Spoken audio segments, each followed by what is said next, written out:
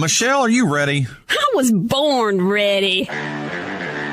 She's an award-winning author, speaker, and podcast host who serves on the National Faith Advisory Council. She supported Donald J. Trump for president before it was cool. From her she shed in her beautiful backyard, this is the Michelle Moore Show.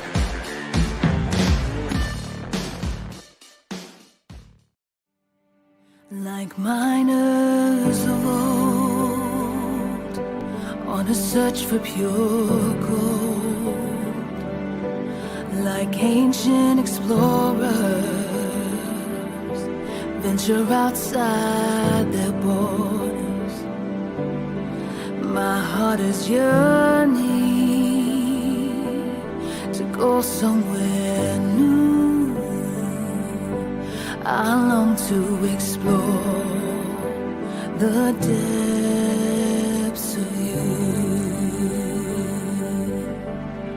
to explore the depths of you.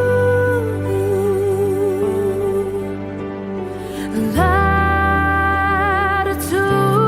and longitude and every thought in between, to know you are and all we could be, the ways that you move, the dreams we could dream, to know all the depths of you. Like a ship out at sea, going where your current leads, like a poetic scholar. My thoughts long to wander, and this mind is burning to know something new. I long to explore the depths of you, to explore the depths of you.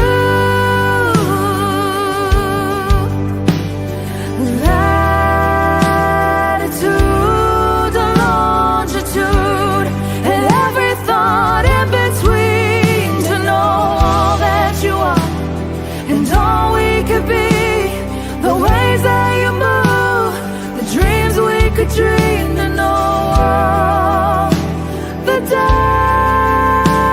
of you.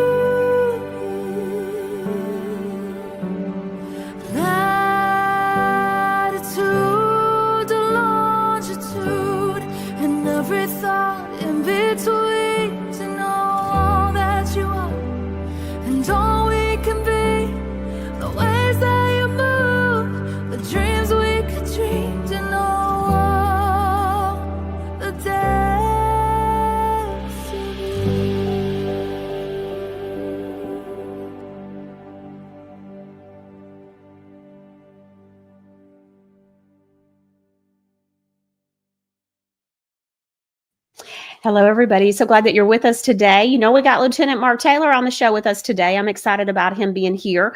But first, I happened to be in the chat and I saw Christ Believer has been sick. Christ Believer is one of our regular viewers. So I want to just first say, hello, Christ Believer. And then also, I'm sorry to hear that you've been dealing with all the crud that's been going around. And you said, I think I'm going to get rid of this quicker than others. I know that I have had this. The Wave Watch has helped quite a bit. Well, praise God for that. And we just pray for you to have a speedy recovery, Christ Believer. But even you being sick, you're here, and we're so glad for that. So Just God bless you. All right. So before I bring Mark in, I also saw Let Holy Fire Rain Ministries said, what did you or Mark say about a good book to read for MK Ultra was? So you're probably talking about, I think we actually have two good books, but I had mentioned the book by Kathy O'Brien is what I think you're talking about and referring to. Natalie Howard said the girls are back. That's right, viewer, Natalie. They're back and they are in charge too. It's rainy and it's just crazy. So anyways, okay. So I think you're talking about the Kathy O'Brien book. That is called Trance, Trance. And then the subtitle is Formation of America. So producer Ron, I know you have the link. Will you please put it in today's show description for the Michelle Moore Show and for Truth Talk America, both Rumble channels. So that way you can go directly to Kathy O'Brien's website. She recommends you buy it directly from her, just because she says there could be some copies that are edited, actually, which wouldn't surprise me. So just wanted you to be aware of that. He says, yes, he's already on it. KM Sunshine says, I always look forward to hearing from Mark. Good afternoon, Michelle, Mark, and producer Ron. Well, good afternoon, KM Sunshine. I'm so glad that you're here with us today. And then let's see here. Edith says, need prayer for my daughter. Has awful pain in the lower back that causes weakness in her legs. Always looking forward to seeing Mark Taylor with you on Mondays. We pray for you all every day. Well, Edith, we are praying that your daughter has a speedy recovery. If you have a Wave Watch, try some stuff with the back on that and pain, okay? Also, if you will email me, michelle@nashvillemichelle.com, I'm going to send you some Godly Granny pain stuff, and let's see if that helps, okay? And so email me, Edith, and refer to your message and about your daughter so I'll know that it's you, and send me your shipping address, okay?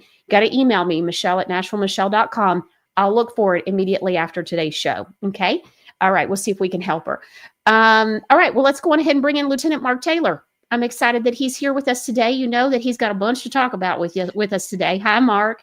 All right, thank you for having me. It's always an honor to be here. Oh, it's always an honor to have you on with me. All right, well, we have a lot to cover, so let's go on ahead and just get started, okay? The first one is Wisconsin. So there's been a truth that President Trump has just put out a little bit ago, a couple of hours ago. Producer Ron, if you'll bring that up, please. And you make that a little bit larger for me, please. It says Wisconsin. He says there is a very important referendum. It's question number 1 on the April 1st, which is tomorrow, ballot to amend the state constitution to require voter ID. Hello. We knew that this was going to get brought up. He says this and other election integrity measures, including banning drop boxes and same-day voting with paper ballots, can only happen if you get out and vote. Remember what we've talked about. Donald Trump is only one man, and so we have to do our part. And he is calling for us to get up and get out. If you're in Wisconsin, go and vote for these things to happen.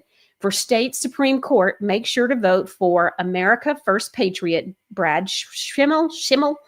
And he says, against Susan Crawford, a radical left liberal with a history of letting child molesters and rapists off easy. Can you imagine? This is insanity.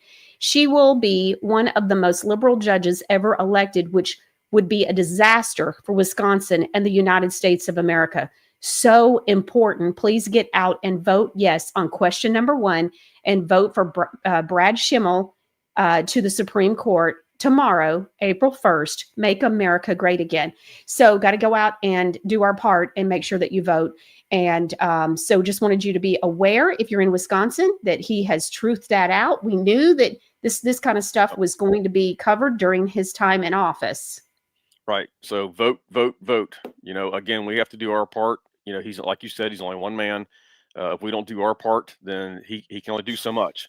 So, you know, here again, I'm hoping that at least the electoral process up there in Wisconsin has not been damaged enough to where they're going to cheat this one.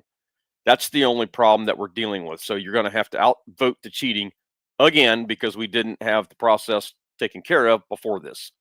Good point. Good point. And we're going to have something that kind of goes back to that too in just a little bit. So we'll cover that. All right. I got a video for you. So the Tesla stuff that's going on. Let's take a look at, I call it Tesla triggering. So this is a 33-year-old man. His name is Robert Atherton. He's been arrested for disorderly conduct, assault, and aggressive behavior. Let's take a look at what in the world this man did. Let's take a look. Take a look at this. This is video from the victim's Tesla camera. It shows a green car pulling up to a Tesla on busy Route 66, then swerving in front to box the Tesla in. The driver then walks over to the 61-year-old woman in the Tesla and reportedly starts hitting her while she's sitting behind the wheel. At one point, the woman says she bit the man's hand. Moments later, the passenger of the green car appears to walk over and pull the attacker away. They finally get back in their car and drive off.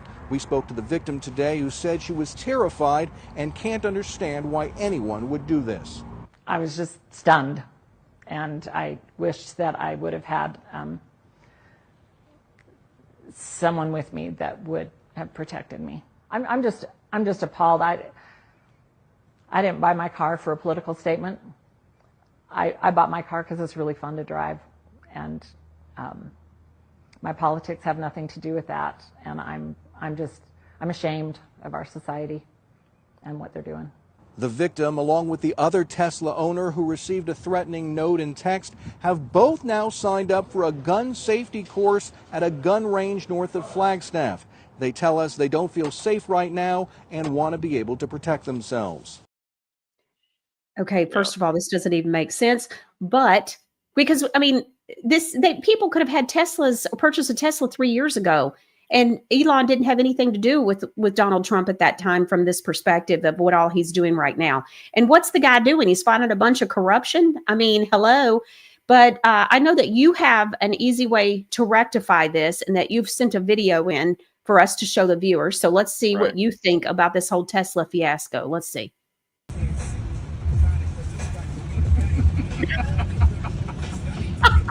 Yep.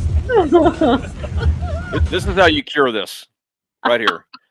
If you put a magnetic sign on the back of your car, or maybe a Biden-Harris sticker on there somewhere, these guys are not going to know the difference. You put Ford, Chevy, Toyota, whatever your preference is, doesn't matter. They're not going to know the difference. Yeah. They're not going to know the difference. A Biden-Harris sticker. Yeah. You're so crazy. Yep. They're not going to know the difference. Okay, that's hilarious. Okay. Yep.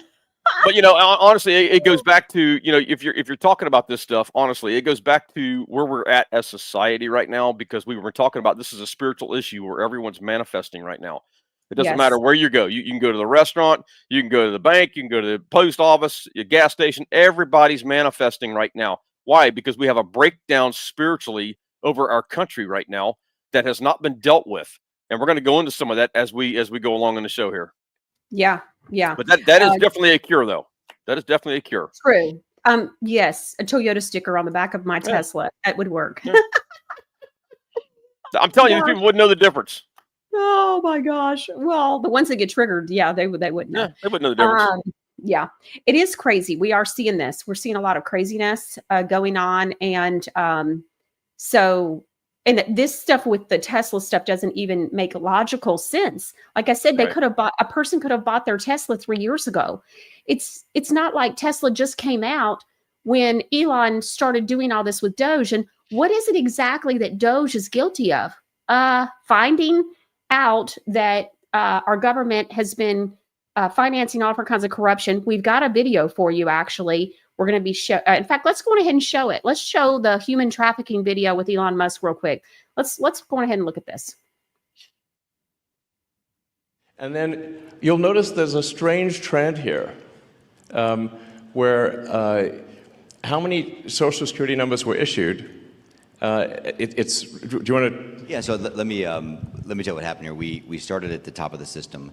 You want to talk a bit louder, maybe? We started at the top of the system, mapping the whole system of Social Security to understand where all the fraud was. And there's a lot of great people there that showed us really a lot of waste. And so that came up with a big list of stuff that we're working on. You've heard some of that already. But this is what jumped out at us. When we saw these numbers, we were like, what is this? In 21, you see 270,000 people, goes all the way to 2.1 million in 24. These are non-citizens that are getting Social Security numbers. Yeah, this is a mind-blowing chart. Yeah, this literally blew us away. Like, we went there to find fraud, and we found this by accident. And this isn't political, by the way. My parents are immigrants. Yeah, this country's been great to us. My brother and sister all born in Spain. I'm pro-legal immigration. This is not political. This is not political. This is about America and the future of America. And there are a lot of good people in the system that pointed us in this direction. I want to honor them right now, that work in the government today, who took risks to show us these numbers and tell us what's going on. Yeah. So I want to stop for a minute. I want to honor those people today. Very good people. Very good people.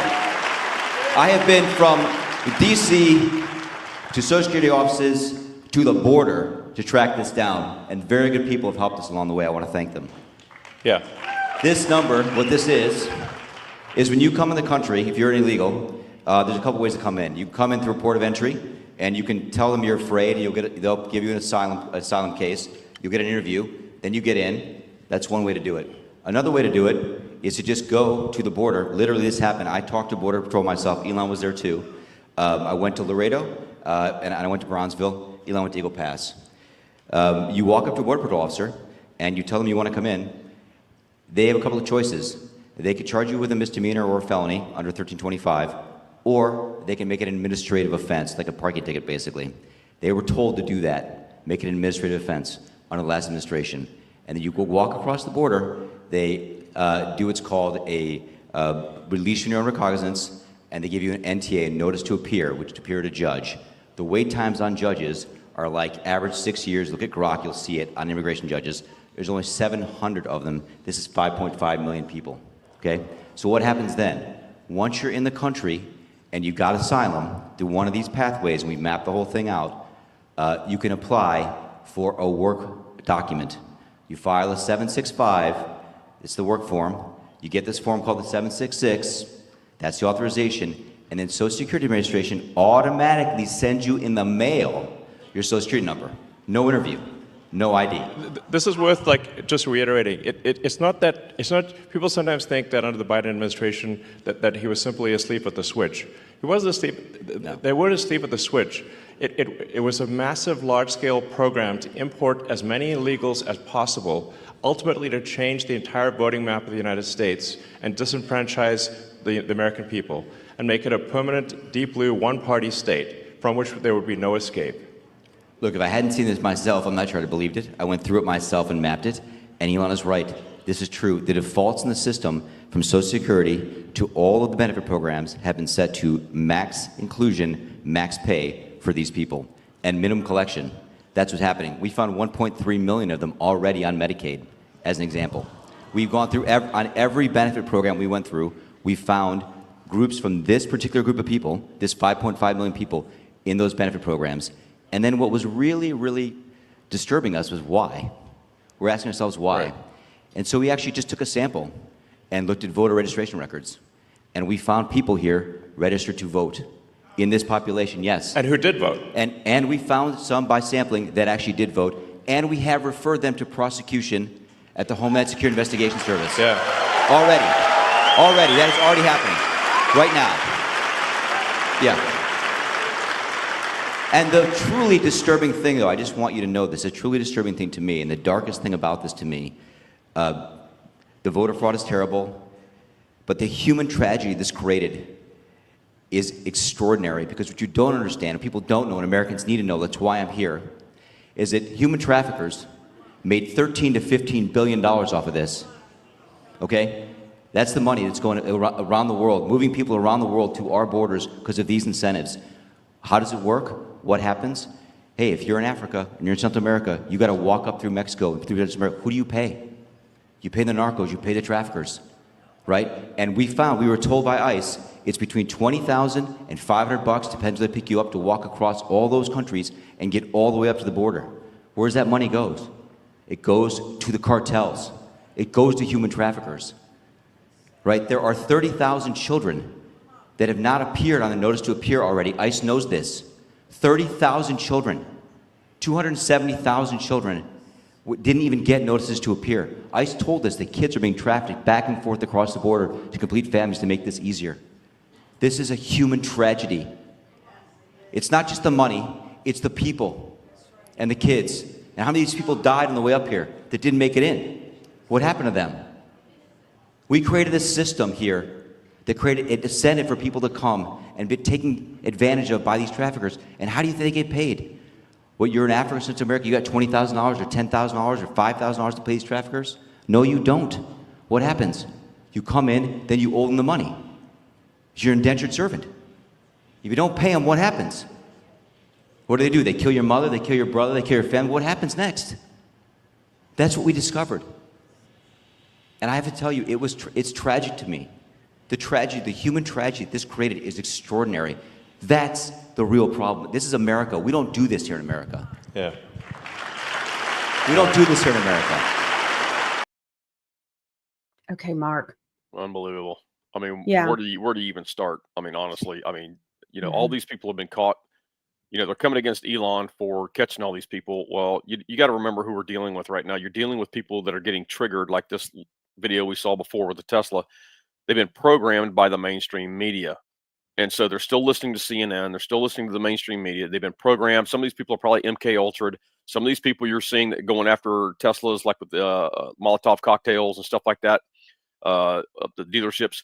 A lot of these people are from Soros and that bunch. They're paid agitators to do exactly what they're doing. So there's a lot going on here, and the Democrats are not liking the fact that their human trafficking, child trafficking rings are being busted up. USAID money's being stopped. All of these things, Social Security is being stopped. All these things, not stopped, but it's been exposing and all this, the fraudulent part of it. And they're just not liking it, period. So this is why I think the enemy knows his time is short. I think this is why people are lashing out. I think this is why every demon in hell is manifesting right now, is because it's like a wounded, cornered animal right now. With Grolden, though, Grolden asks a great question, said, okay, so have these fraudulent payments been stopped? How much exposure have we all had, but what's actually changing? And so I just pray that, yes, I think it's good that they said, hey, look, we reported the people that voted that shouldn't have been voting. So that's a good sign. And so I'm hoping that, yes, Doge is putting a stop to a lot of this. I'm hoping that not only are they finding the corruption, but they're actually stopping the corruption as well. And I do believe that is happening. Yeah, I think it's happening. Yeah. Okay, a side note, a couple of things. So the first thing is I am seeing a lot of reports of all different kinds of craziness with tech issues, whether somebody can't push the like button on today's show, the chat keeps freezing. I've never seen so many complaints on tech issues. This is crazy. I'm also getting that on my Truth Social account, saying that they can't link up. Rumble's having issues. Again, the censorship is through the roof. It is through the roof. I don't know what's going on with them. So anyways, so that is one thing. I just wanted to say, I'm sorry, there's nothing we can do about it. But if you're having problems with Rumble, you might want to try somewhere, like X or YouTube. We are on YouTube today. So, or always you can go to truthtalkamerica.com. I know that many people watch live and they want to take part in the live chat, which is a whole family in itself. I always say it's the place to be. But, and that's where you get questions to us, where we can talk and comments and stuff through the show. So I'm sorry about the tech issues. I also want to just say, as a side note, I've made a note. I'm going to cover kidney stones, Swannanoa, North Carolina, and then a godly granny thing at the end of today's show. So I saw some things in the chat, people asking about kidney stones. I'm going to tell you how I haven't had a kidney stone in 15 years, how I cured my kidney stones. And then we are absolutely going back to Swannanoa, North Carolina. It's actually next week. So, okay, so let's keep going. So Muslim scholar, let's talk about, we've been talking about Sharia law. We've been talking about what's going on, not only, here in the United States, but throughout the world, really. But let's take a look at what this Muslim scholar had to say. Female slaves as having a secondary status, even below this, and that their consent did not matter in this relationship. They were fully owned, and the master had the right to all of the woman. In essence, generally in classical Islamic thought, it is taken for granted that a Muslim man can have up to 4 wives at once. And in addition to the 4 wives, he can have an unlimited number of concubines. Which refer to women who are basically have slave status when they are owned by her master. A woman owned by her master has to freely give of herself to the master. The master has the right to have sexual relations with her as though she were one of his wives. The believers are those who guard their private parts except from their wives and what their right hands possess. But curiously enough, while this is often interpreted to mean that a man could have sexual relations with his female slaves, it is never interpreted to mean that a woman could have sexual relations with her male slaves. Mark, this is Sharia law. Oh yeah, and we've been exposing this now for the last program we talked about the 400 acre facility, which we'll go into here again in a minute here because there's more breaking news on that. And so this is them trying to come in here and take over the country, basically, is what this is about. And so they've already taken over the UK. I mean, the UK is absolutely in dire straits right now. There's parts of London you can't even go into. The cops don't even go into because they've taken over, and that's what this is all about. This is not like assimilating. This is conquering. A conquering move. Now, we'll show some more stuff here as we go along. All right. Well, let's go on ahead and talk about that. What you just said. There's the converting image that we've got. That's a post, producer Ron. Let's pull that up. That's where this guy is talking about exactly what you're saying. He says Muslim man says that they're leaving Muslim countries to go to white countries for the purpose of teaching and converting people to Islam. Right. He's asked if someone can go to an Arab country and talk about Christianity. The answer is strictly no. So Christians can't leave and go to one of their countries, but he says this isn't assimilating. It's this isn't assimilating. It's conquering. That's exactly what's going on here.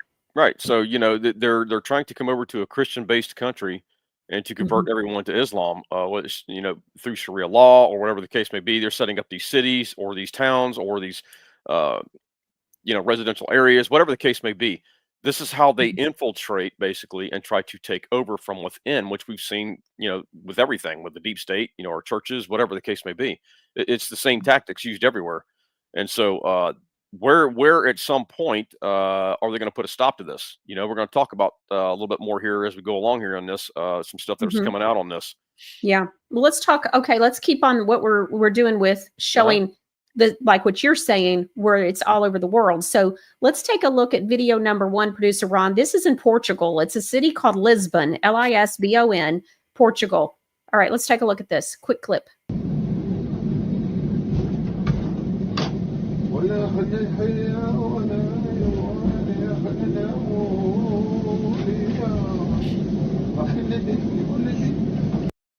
Okay, let's take a look at the second one. It's Milan, Italy. City number 2.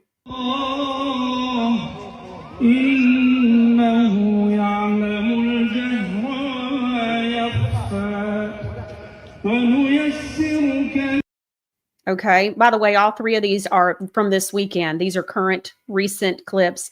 The third one, we have 3, so this is the last one. It's Brussels, Belgium. Let's take a look. Allahu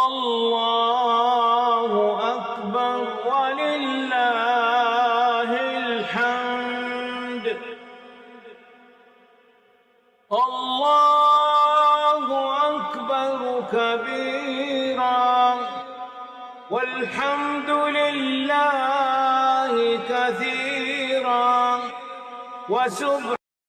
So really, this could be in a European city. In fact, there are some cities even here in the United States, like in Michigan, that we were talking about, where 5 years ago, this could have been going on in Michigan. So we have some cities that this is actually going on in here in the United States. This is complete insanity.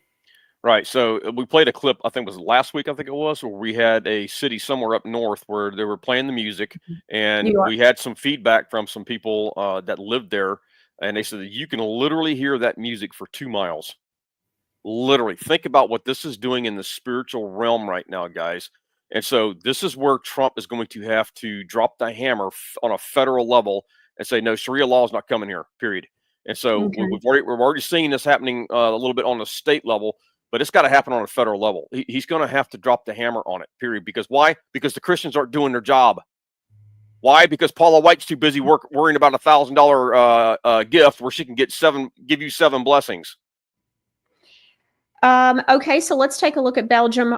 So what happens is in Belgium, they were breaking the Ramadan fast. It took place in a church, and these women are singing, "There is no God but Allah." Okay, let's take a look.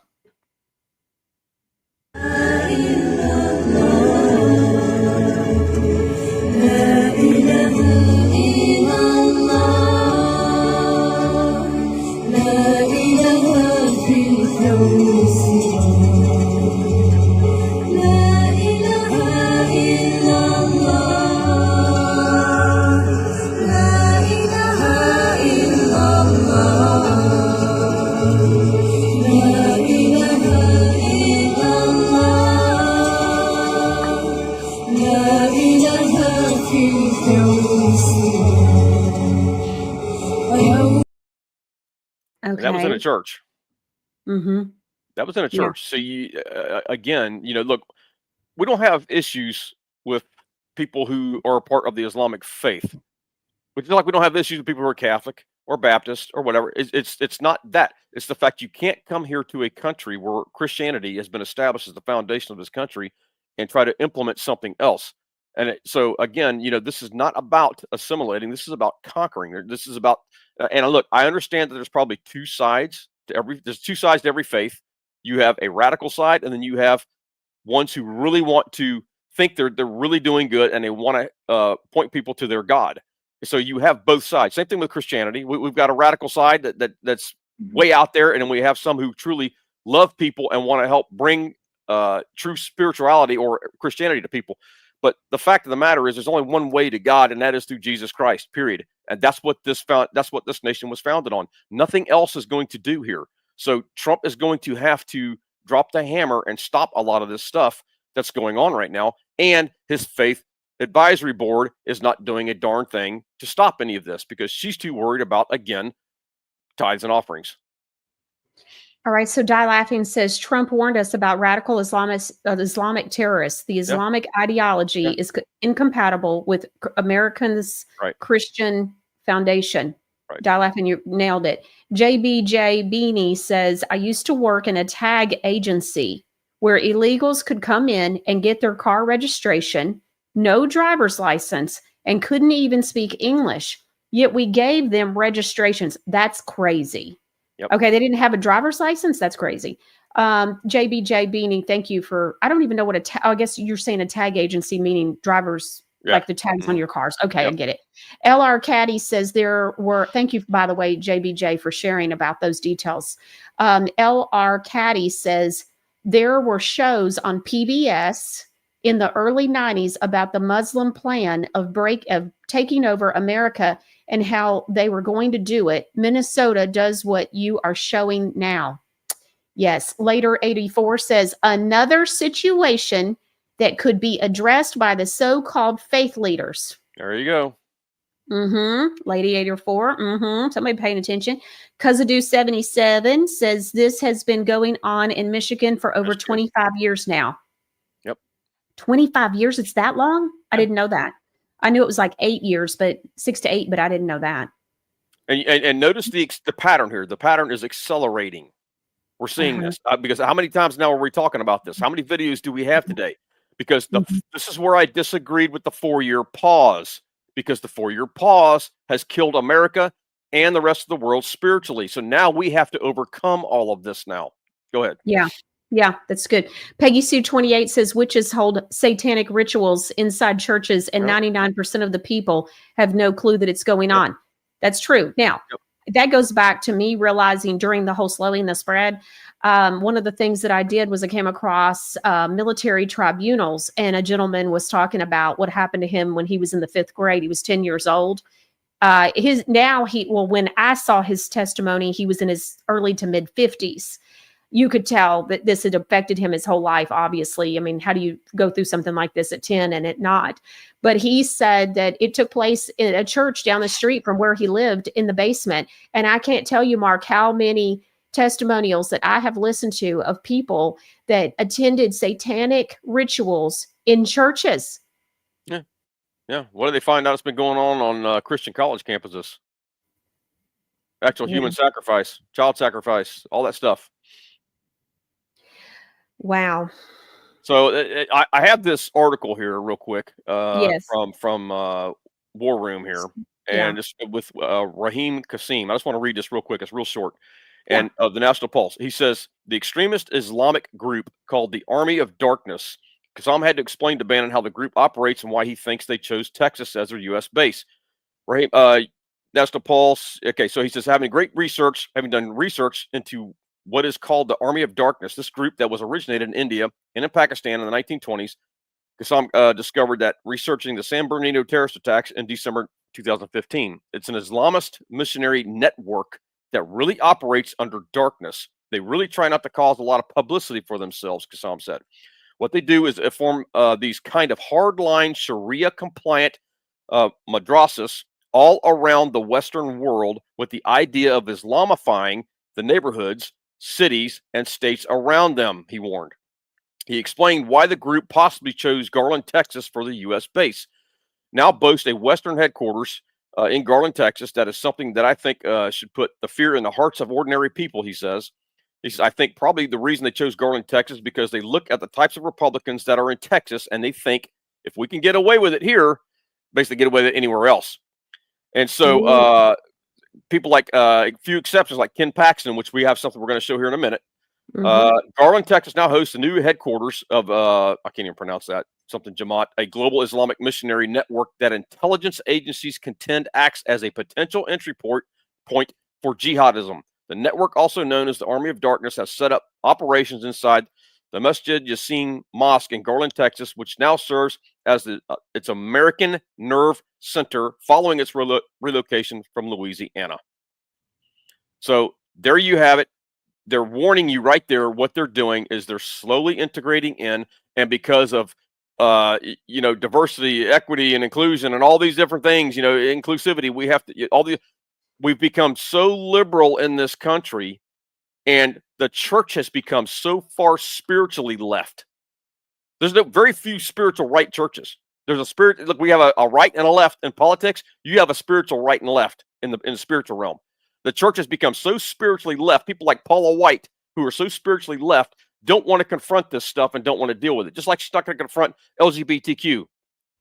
So it's no different. This is the same thing as to why they are combat ineffective. The church in America and around the world is combat ineffective because they're not taking on this stuff. It's the people outside of the system.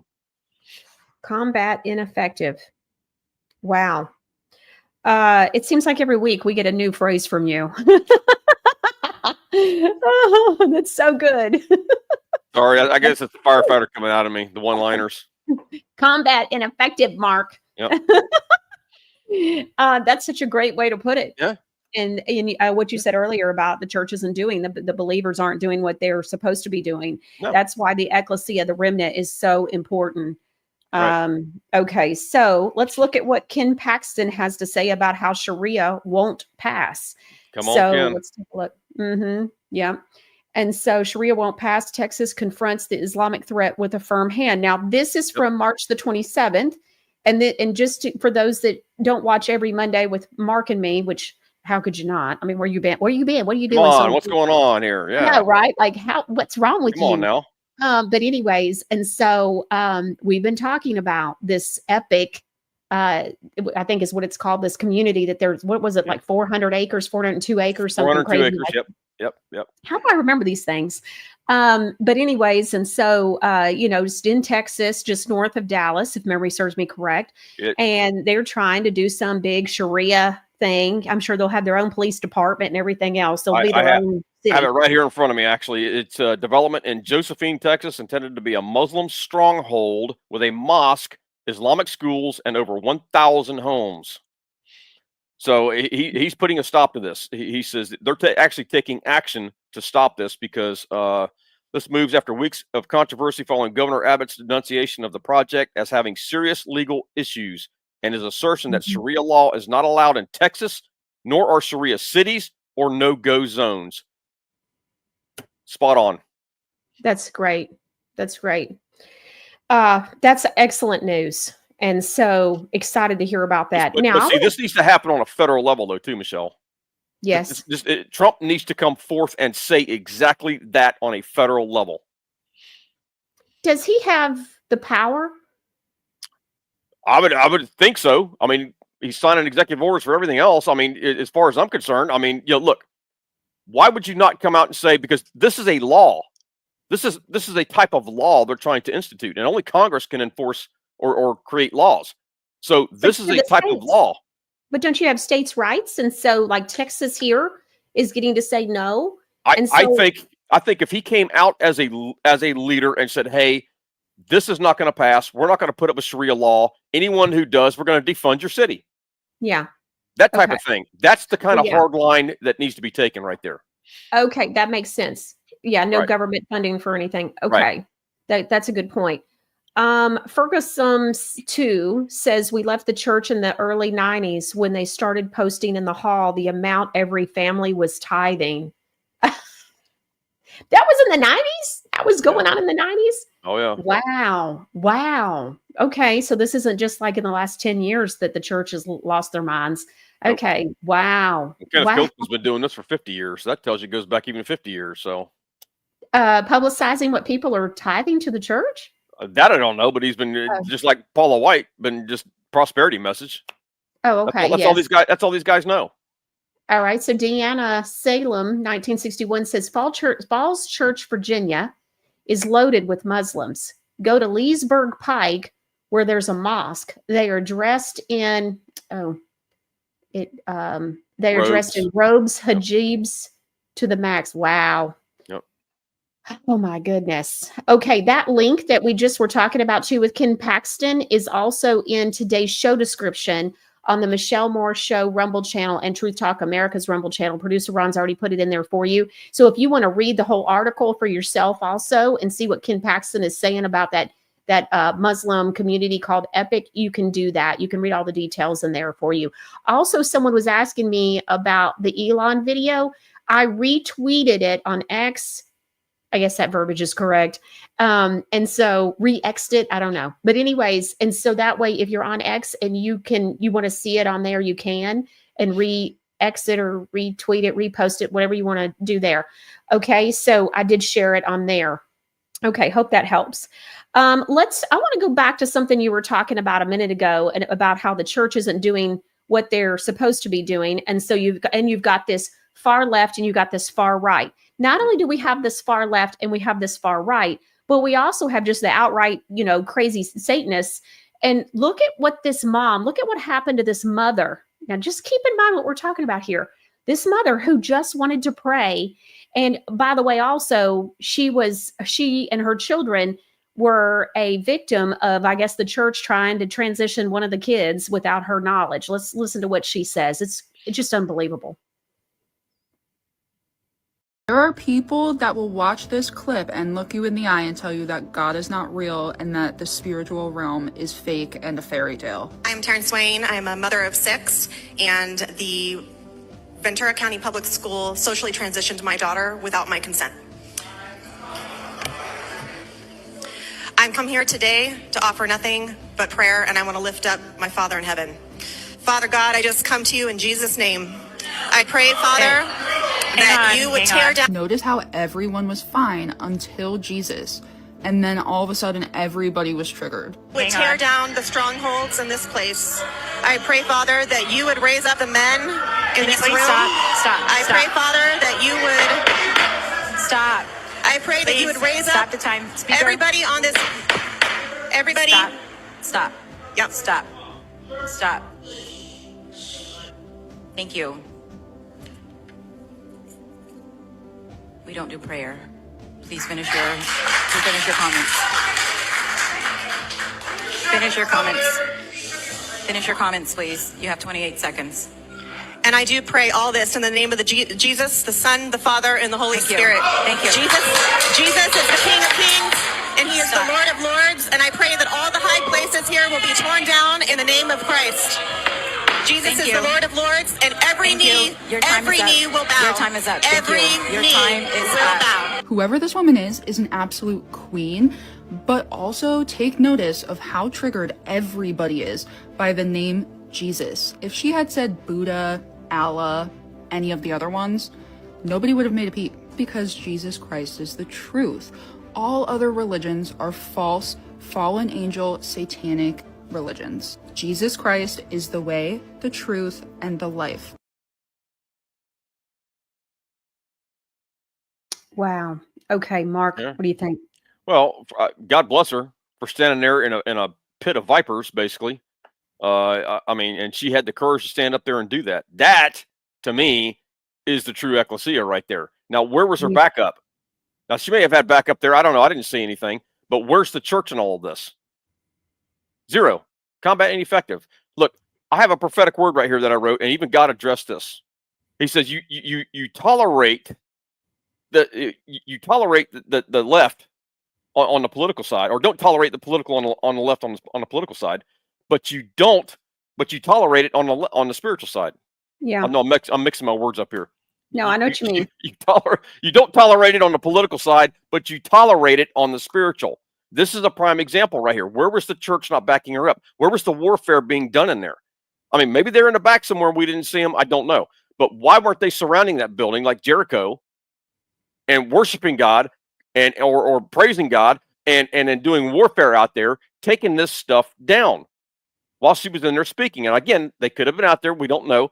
But this is what I'm talking about. They're too busy about worrying about paying the bills, keeping the cameras rolling, keeping the tithes coming in, keeping their 15, 20,000 square foot homes and their next private jet coming in. This is why America and the world is burning. This is why this stuff is accelerating. This is why this lady's having to stand up there, God bless her, by herself and fight that fight, pretty much on her own, if you will. And granted, in the spirit, she's not alone, but you know what I'm talking about here. There's not enough physical bodies here because, one could put 1,000, two could put 10,000. Where's the rest of them? Yeah, good question. And it was true. If you go back and listen, the crowd, the people there in the facility started going crazy when she said the name of Jesus. Right. They don't want that. Period.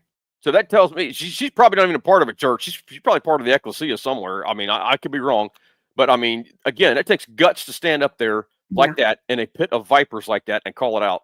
And she did it. She did. She did a great job too. Yep. She did a great job. Okay. So there's been a video that's been making its rounds, not just the Paula White one that everybody's talking about, where you got to give, we covered it on Tuesday of last week because it was just so crazy, but she's talking about the 7 blessings that would be released if you sent $1,000 tithe to the church. I wonder if that goes along with the 7 mountains and the 7 rays. Mm-hmm. Yeah, it was a lot to take in. It's been making its rounds. But there's another one that's been making its rounds. It's a pastor. His name is Marvin Sapp. And this is not actually a recent video. It's from last year. But it's been resurfacing and it has really just taken off. And so I don't know that people realize that it's not super current and that it was from last year, which, I mean, if it's been the last year, it's somewhat current. But I wanted to just make sure that people know this. But he says, close the doors. Well, He's this in the church. This is a good thing. This is actually a good thing. And I'll tell you why this is a good thing. Even though it may not be current, it tells me that if this is coming back up, it's because people are getting sick and tired of this, and they're trying to show exactly what these pastors represent, who they are, and what their character truly is. And it's basically fraud. So you're going to see that right here. All right, let's take a look. Listen to what he says. Brazen. Let's take a listen.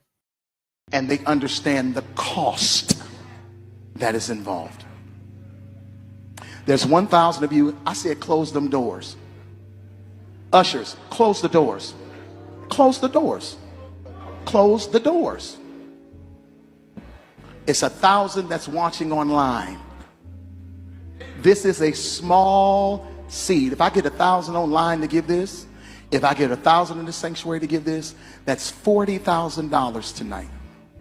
Now, everyone up here, we've all sold and seeded, but I need everyone standing up here with me, to plant a seed of $100. Because again, it costs to sit up here. And this is what I need you to do. If you're giving electronically, or even if you're giving tangibly, I'm gonna have y'all come to the altar and give it, because I need to see 1,000 people moving. Bring them baskets. I want the baskets up here. I want to see the folk. Y'all start moving. Y'all can bring it right now. Come. 1,000 people need to give $20. 1,000 people need to give $20. 1,000 people online need to give $20. This is easy, Saint. This grieves me. It costs to stand up here, he Stand up said. here. Mm-hmm. So you got to pay the price in order to be up on the stage. Is that what that is?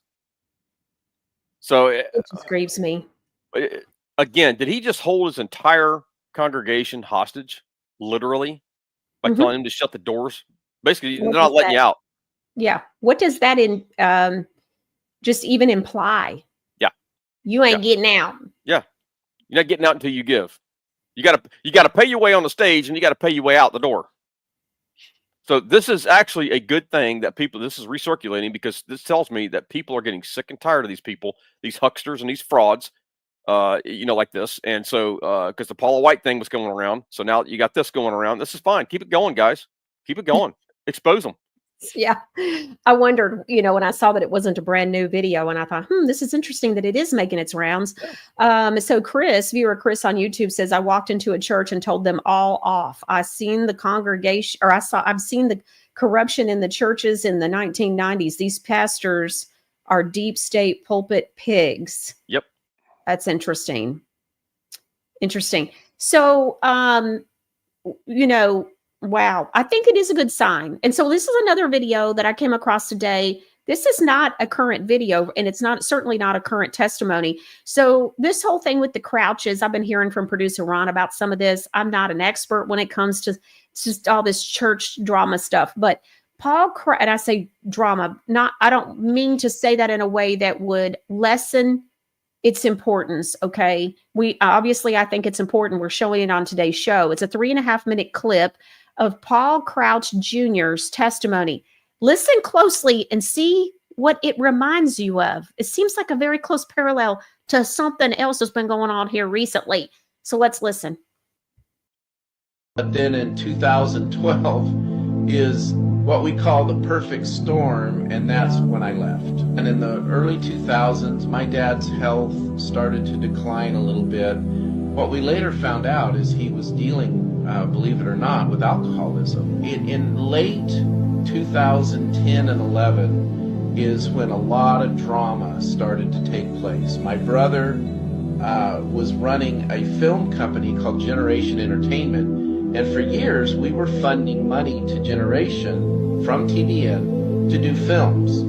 The goal was that that money would generate revenue and bring revenue back to TBN, in addition to being able to air the films, and then let that fund kind of perpetuate itself as we would do more and more films in the future. The issue and the problem was that just never came to be, and that just never came to fruition. And finally, my dad said, okay, we are done funding Generation Entertainment. We're not funding any more money to that corporation. So Matt came back in 2010. I was on the board. They brought Matt on the board. We were kind of dealing with some issues there. And clearly, if you look at the history, my brother wanted me out. My dad, his eyes were dimming in his older age, and my brother clearly lied to him about me. Matt went into my personal email there at TBN, unbeknownst to anybody, and found emails of how I was absconding money, how I was having multiple affairs, and he just dug up all of this dirt, trying to tear me down. And then, which, by the way, after all of this research and everything, none of it was true. The other issue is my daughter, my youngest daughter, Kara, had been molested and raped in Atlanta, Georgia by a TBN employee. And we ran into this situation. I wasn't there. My mother and my aunt and others of our family was in Atlanta doing a telethon. This incident happened, and it changed the world. It changed everything, because Kara finally comes to her mother and says, this has happened.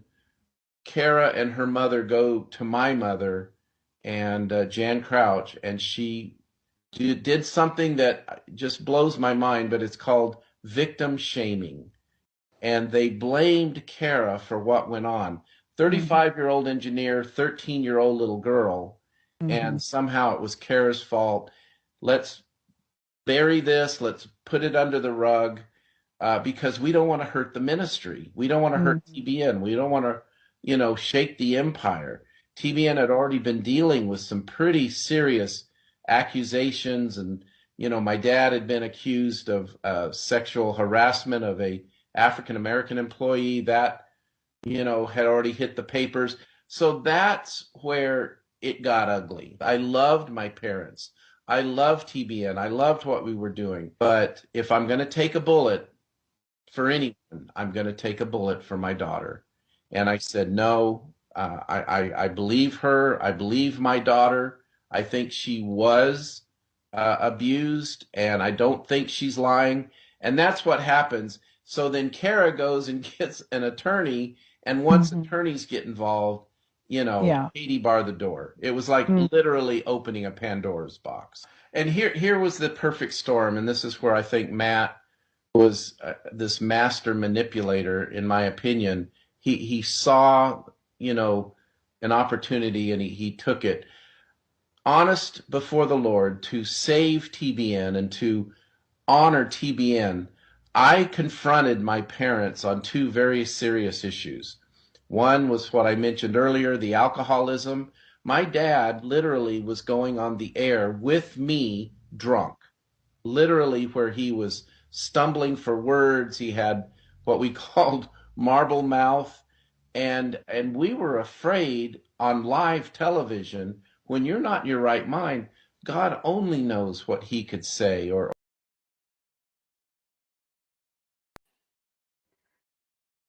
Okay, so wow. All right. Mark, so let's look at this. So I wrote down some notes. So there's alcoholism, adultery, assault, rape, breaking into emails, sexual harassment, victim shaming. This is all in just a few minutes of his testimony. Right.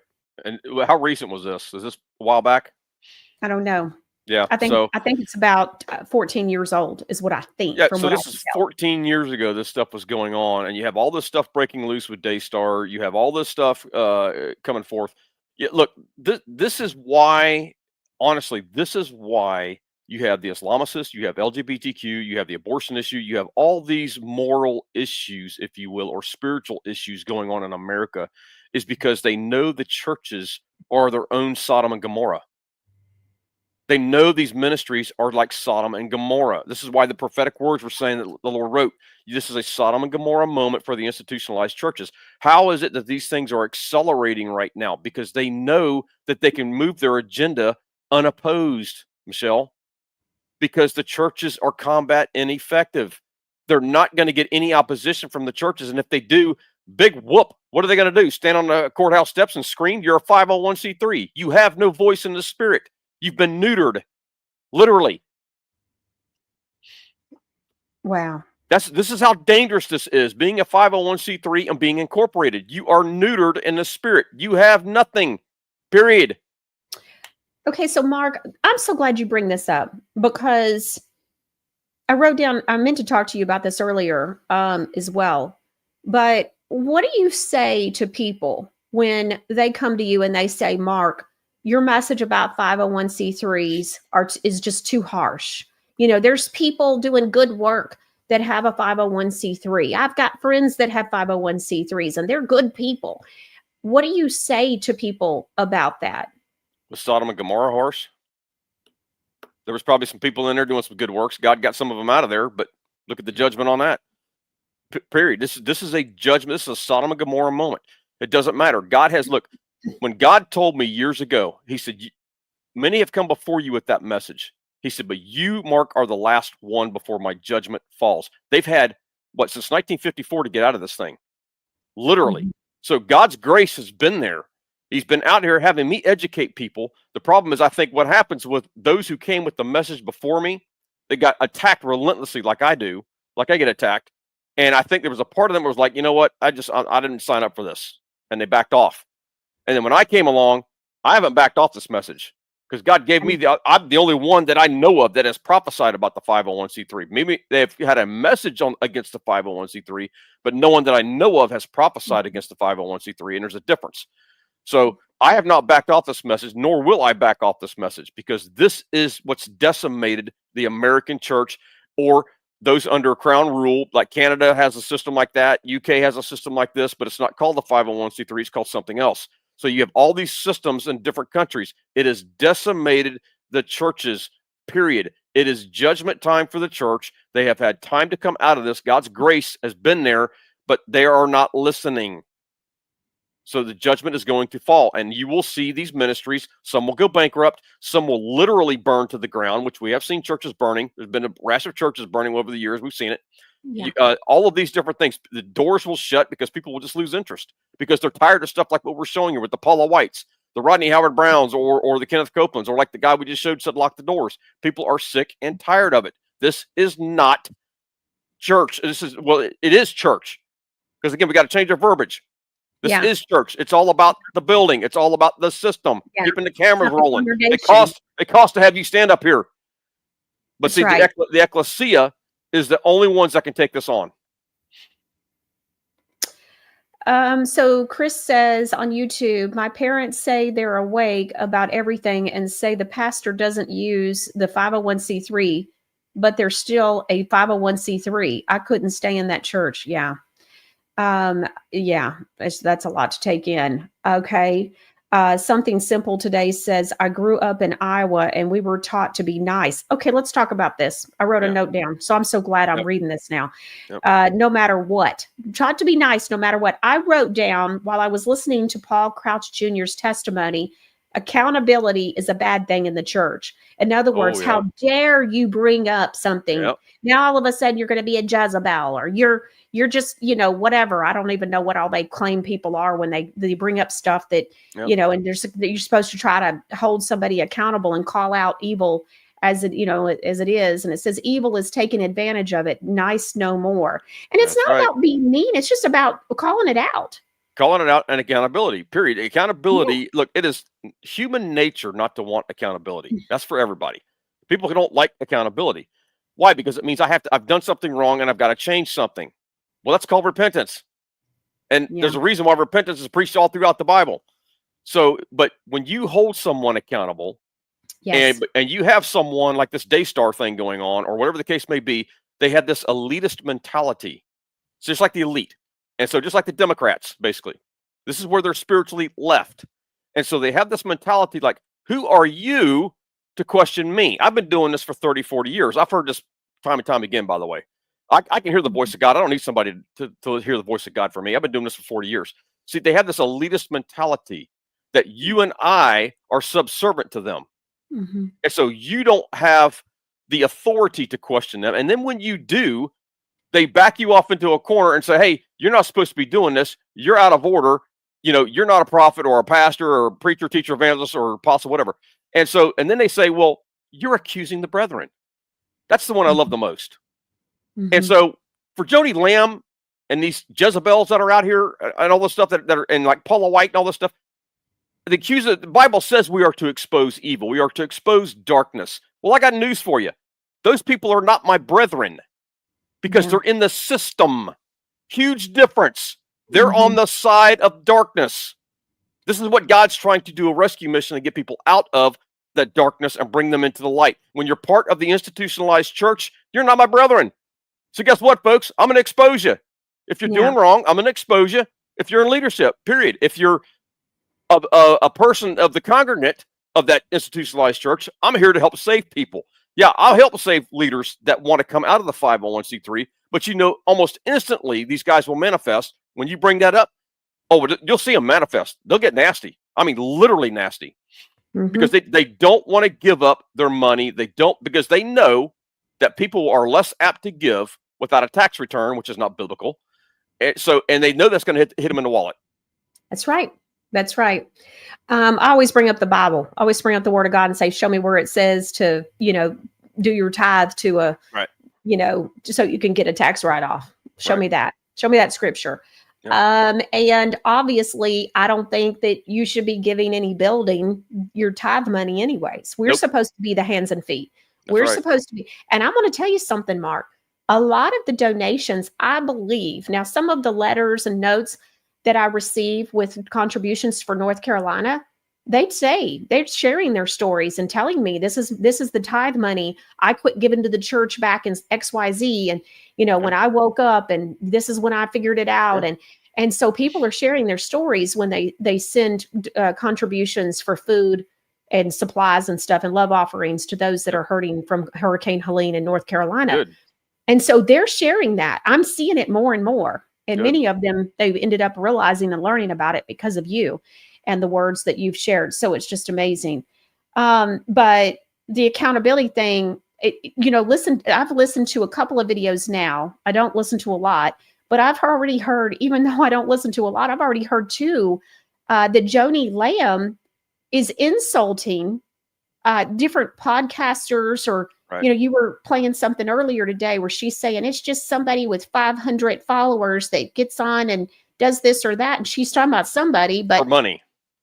For money. Okay. For money. So how do you know all people. what they're on for? Of all people to talk about me on money, Miss Billionaire, right?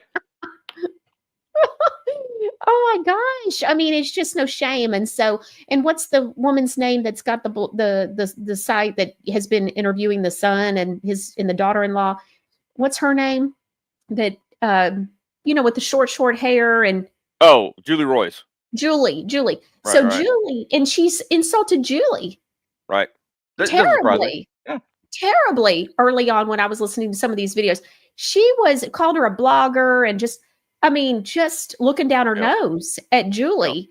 And everything that I have seen from Julie Royce, I have thought seems fair and factual and just is what it is. And I thought she's done a pretty good job laying things out when I've listened to a few of her shows, understanding what's going on with this whole Daystar fiasco and all of that. But what has Daystar been doing? They've been saying you're attacking the brethren. They're making all these excuses. Mm-hmm. You're sowing discord among the brethren. Whatever the case is, it's like no, they're exposing the evil that's going on in these so-called ministries that are corporations. Yeah. Okay, so Sandy Stone says, Michelle, I'm glad that you're back on YouTube. I can chat here. You can chat on Rumble too, as long as it's working. But here's the thing. I have to watch. YouTube's always getting me on something, honey. We would love to be on YouTube all the time. It's just that they censor so much and we just tell too much truth. You know how that goes. Yeah. And I don't understand it because other people tell some truths as well. So I don't understand why I keep getting kicked off and nuked. This is my second YouTube account. Of course, now all the fake Michelle accounts get to stay, so I don't understand it. Loves Justice for All says low-level blogger is what she called. Yes, she called Julie Royce a low. That's right. Thank you. Loves Justice for All. That's exactly what she called her. Thank you. Okay, so don't ever take away my freedom. Said the deception is very strong, so deceiving when people do not have the Lord, or at least are not truly seeking truth. Yep. Absolutely. That's a great comment. KM Sunshine 1974 says, sound like the Daystar corruption and the Jezebel spirit. So she's referring to the Paul Crouch Jr. testimony, saying, remember what I said? I said, listen real close. It sounded like somebody else. Yeah, somebody picked up on what I was referring to. Taco Ride said, just watched the Kay Griggs documentaries from this weekend if you want to learn about our leaders. Okay, so just in case you don't know, on Truth Talk America's Rumble channel, that'd be a good place to find the Kay Griggs documentaries. So we played that. It's almost 8-hour interview that she did, and your jaw will drop. And so we played that all weekend. Producer Ron did all that work. And so there it is. Satanism in the Military is the title. She says the CIA is not who is in charge. She says it's the military. And let me just tell you something. She dropping bombs up in that place like ain't no tomorrow. So if you have not watched it, we highly recommend you go to Truth Talk America and take a look and watch that. In fact, Producer Ron, we need to do a playlist on Truth Talk America for this whole thing, since we have multiple episodes for this. So, but this, and so he'll be getting that together for everybody just in the next day or so. Satanism in the military. So that would mean psychics, clairvoyants, remote viewers, probably 4-star, 3-star generals, 2-stars. Perverts, pedophiles. All of it. Yeah, grooming. Oh yeah. Oh yeah. All kinds of stuff. And so it's so sick. And it's got some draw. I think I'm gonna actually do an entire show just on that interview and the things that she dropped, because it's so much information. And so I think I'm going to do some clips and kind of just lay it all out for people that don't have 8 hours to be able to listen to it. But it's, have you watched that? It's amazing. No. Okay. No. It's amazing. The information. She was married to a guy who ends up telling you all kinds of stuff. And so she was an insider. This isn't like, oh, I read a book and this is what I learned. She was an insider and she's spilling the beans, honey. And so a lot going on there. Good. Driscoll says, when Jesus was here on earth, wasn't it the building dwellers, the church, who finally crucified him? That's a good question on that one. Yeah. Was it the building dwellers church? I'm assuming he's meaning the Pharisees there. Yeah. I'm assuming. I don't know. Yeah. But yeah, it was the Pharisees to me. Linga Anna 59 said some people still today make excuses for closing churches for COVID and wearing masks. Really? Okay. Yeah. Interesting. Okay. So Peggy Sue says for Mark, wouldn't a church be part of the Chamber of Commerce, just like being a 501c? The chamber promotes businesses. So if the church joins them, they're yoked with other businesses. Well, they're already yoked with other businesses by being 501c3. Exactly. Yeah. Yeah. And don't forget to hushmoney.org if you want to learn more about the 501c3 information on that. We always recommend that per Mark. And so just one American girl says the video of the woman praying was disturbing. It's as if mentioning Jesus brought forth the demons. Yeah, that's exactly it. That's what we were talking about, the manifestation, honey. Manifestation. She says it's very scary. Oh, it's extremely scary. Well, let's think about this. What's the most powerful name in the world that exists? Right. It's the name of Jesus. Right. It's the name of Jesus. You can say God and people won't necessarily know what God you're talking about, right? That's right. That's why I encourage people, especially in the political realm, certain individuals, they keep saying, God, God. Why aren't you mentioning the name Jesus or Yeshua? That's right. Say the name of Jesus. That's right. When you talk, you make it very clear who you're talking about. And the way you do that is by saying the name of Jesus. And that's also, I believe, how they fool a lot of people through the years. We want to believe everybody's a believer. Well, and so when they say God and we think, oh, okay, yeah, God, and it's not that we've learned, if anything, they're not always talking about the same God we're thinking they're talking about. And you can have some mentioning Jesus and it's not the same Jesus we're talking about. That's right. You have a fake Jesus that is out there that these people will portray literally, and it's not the same Jesus that we serve. Oh, okay. Christ Believer says, Kay Griggs, regarding that, does that mean that we have no protection from our military? I don't believe that. I think we have some good people in the military. We do. You have a good side and a bad side to the military. You got the left and you got the right. You got the DEI and the non-DEI. That's right. You got people who were trained by Michael Aquino, who was a high-level Satanist, and then others that don't, that are not. Well, did you see this morning? I was watching a video. I happened to see where Pete Hegseth, he signed something over the weekend that says now that no matter if you are male or female, that you have to be able to do the same things physically. We've been talking about that for a few months. Yep. Remember, we were talking about the firefighter thing. Yep. When the fires happened, this was 75, 80 days ago. Remember, we talked about it back then. And I said, I don't want somebody to show up looking like me. I can guarantee you that. No. I'm like, oh crap, we're in trouble.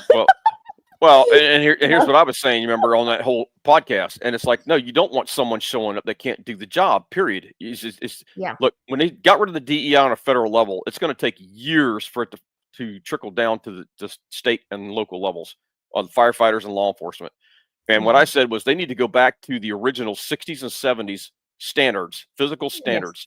Yes. You would weed out probably a good 75% of firefighters and cops across the country. That would get rid of all your DEI hires automatically, and that you would weed out a lot. You weed out a lot of males. I hate to tell you this because there's a lot of males out there that are overweight and can't do the job, guys. I've seen guys who had the physical ability but didn't have the mental ability. I've seen guys that had the mental ability that had the physical ability. You got to have it all, unfortunately. Okay. When you were a firefighter, which you were in the fire department for a long time, obviously. So that's the Lieutenant Mark Taylor that we refer to, is because you were a lieutenant in the fire department, for those watching and don't know that. But Mark, so did you have to take physical exams or Oh, yeah. tests on Oh, a yeah. regular basis? Every year. But here's the problem. Over the years, because it started in with the women's movement, if you Yeah. will, over the years, they started with the minimum standards, which is the training academy. They started taking the standards down, down, and down, farther and farther and farther, so they could include more women. They could include more DEI, if you will. It wasn't called DEI back then. It was called some other things back then. But the point is they lowered the standard so they could get these people in. And now anybody, any Joe Schmuckatelli off the street can walk into an academy and go through it. If you've got academic skills, even that's been lowered, for crying out loud. But the physical standards, that should be what scares people. Because I would show up to a scene somewhere. I'd have a stabbing or a shooting or this, that, and the other. And I'd have somebody getting violent on the scene. I'd have 4 football players standing around me, as far as my guys are concerned, ex-college football players. And we got somebody tied down on the ground, and I have some 5'3", 90-pound cop show up. Seriously, this is what you send me?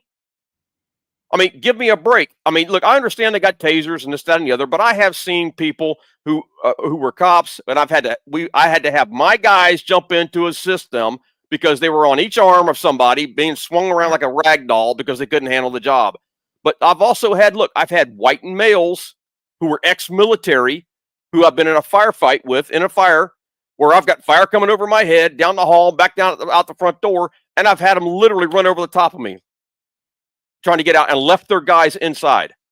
And I was the one that had to take over on a flashover and get people out, get my guys out.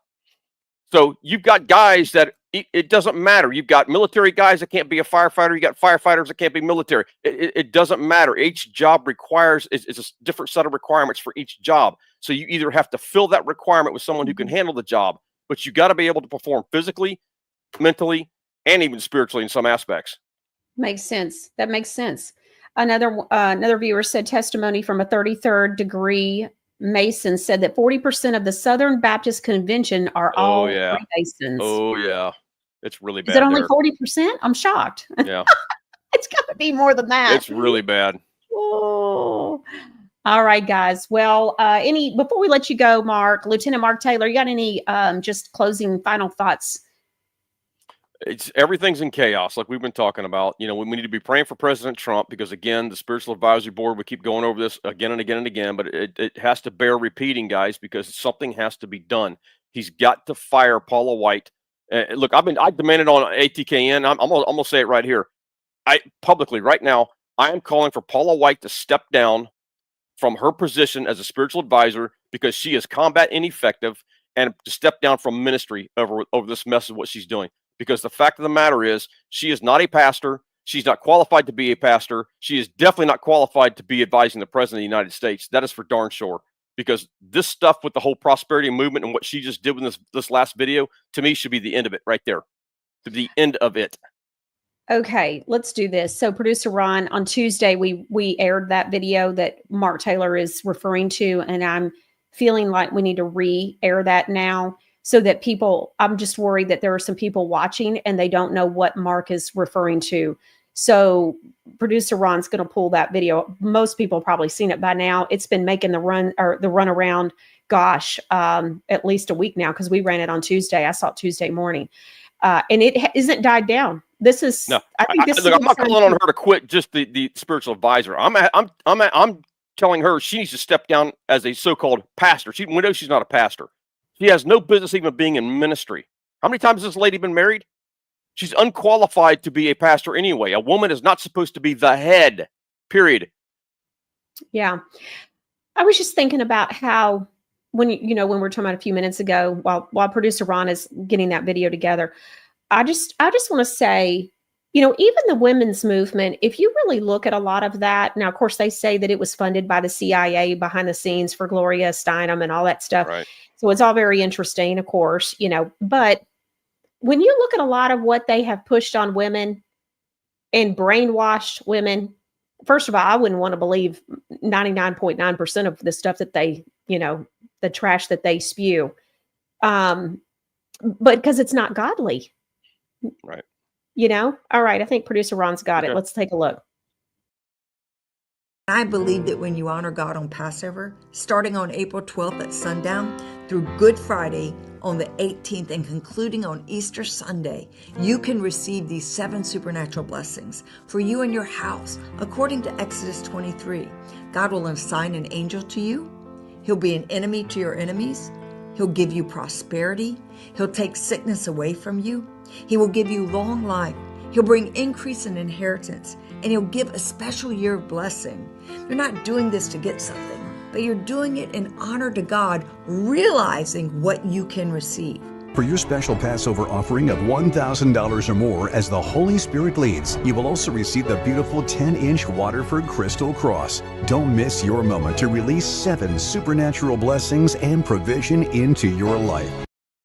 Okay, so we wanted everybody to see it.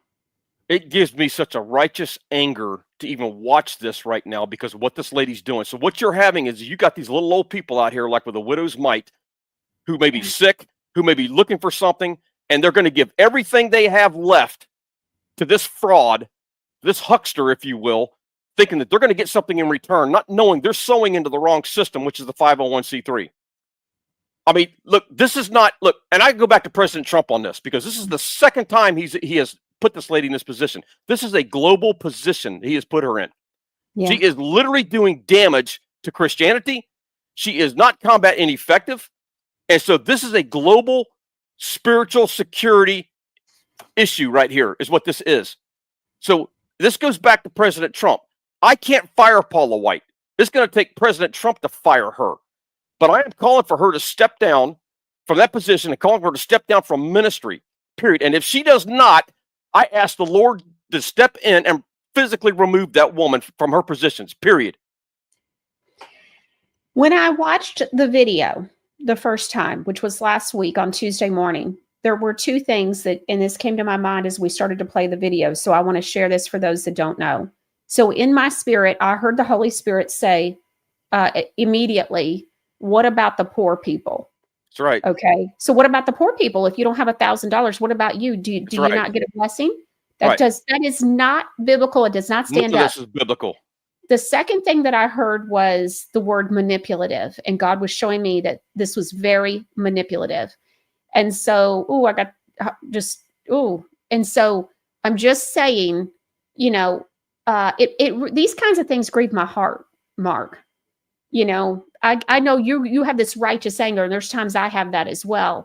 But it just, right now, I think I'm in a season of where I guess I just have a heart for God's heart, you know, and it just makes my heart hurt because I know, you know what I think about what you said last week, where you talked about the mixture. You remember? And you said, I know that when there's mixture, God would rather just be left out of it. You remember you said, I believe that is that, you know, just leave him out of it. That's it. It's like, wow, the stuff that's going on is so crazy. This is a level that's beyond mixture. This is witchcraft she's operating in. This is manipulation. Manipulation is witchcraft. Period. So this is what gives me a righteous anger with these people. Because they take advantage of these little old people that don't know any better. They're sowing into the wrong system. They're not going to get anything in return, period. Now, look, if this was me and you, right? If we had a corporation right now and we offered a product for $1,000 and you didn't receive that product, what would happen to me and you? Oh, yeah. We would get sued for fraud. Yeah. Maybe that's what needs to happen to these guys. They need to get everybody just sow $1,000 to her. And when you don't get those 7 blessings, maybe you just need to get a deadgum lawsuit. Oh. And sue the fire out of them and bankrupt these guys. That's what needs to happen. Yeah. Okay. Aqua Girl 7. I like what she says. This, I don't like it, but you know what I mean? This is it. I think you've really been able to put into words what I haven't quite been able to articulate. She says, how dare she sell the gospel and make false promises with no authority? It's the selling of the gospel, false promises, no authority. That's right. But oh my goodness. Oh my goodness. Somebody in the comments just put the phone number for the White House switchboard for comments. Love it. Love it. Share it out, guys. Call the White House. Bombard them. Emails, phone calls. Yeah. Let's see. So yeah, Deb Janice says the phone number for the White House switchboard Yeah. is 202. So 202-456-1414. For comments, you can also call 202-456-1111. So there you go. Listen, it would not do me one bit of good for God to give me the power and authority to call down fire from heaven and burn these false prophets up, because I wouldn't think twice. I hate to be that way, but look, it literally galls my hind end to sit there and listen to this lady do this to the innocent people like this. Okay, and so again, this is where getting nice gets us, guys. We've been nice for too long. It's time for people to step up and start handling this stuff. yeah. Okay, Mark. So Mary on YouTube says, I believed a television evangelist. I believed my kidneys would be healed. By the time I went to the doctor, my kidney function was a 9. I almost died.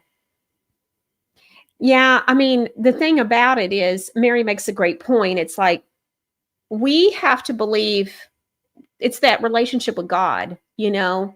And I had a friend one time say to me, he's a father of 4. And he said, I don't need someone else in the middle of my children and me. If I want to tell one of my sons or one of my daughters something, I don't have to tell someone else. Now, sometimes God will confirm a word and he can use somebody or something. I mean, I've seen someone start crying over a prophecy that was being spoken over them about a lemon zest. Well, that meant something to them. Didn't mean, anything to me, but the person, praying over them got a word about lemon zest. And this woman literally just broke right in front of me, like I'd never seen.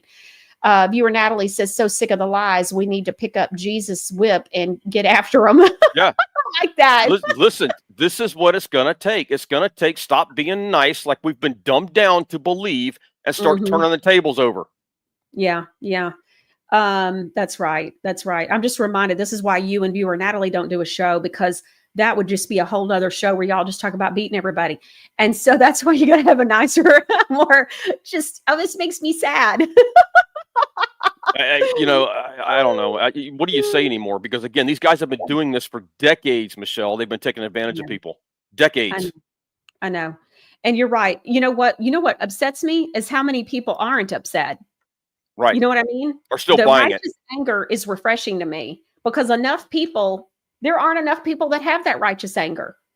Look at what has happened to us just in the last 4.5 years. That's right. You know what I mean? I mean, That's they stole the presidency. Acceleration. Yes, it's been crazy. Yeah. So, somebody in the comments just put, Mark, why don't you write a letter? Okay, so let me explain something to you guys. Okay, Mark Taylor, they have TDS right now. It's called Taylor Derangement Syndrome. Literally. They are blocking me. They are blacklisting me. They are censoring me. You name it, even on Truth Social and Rumble.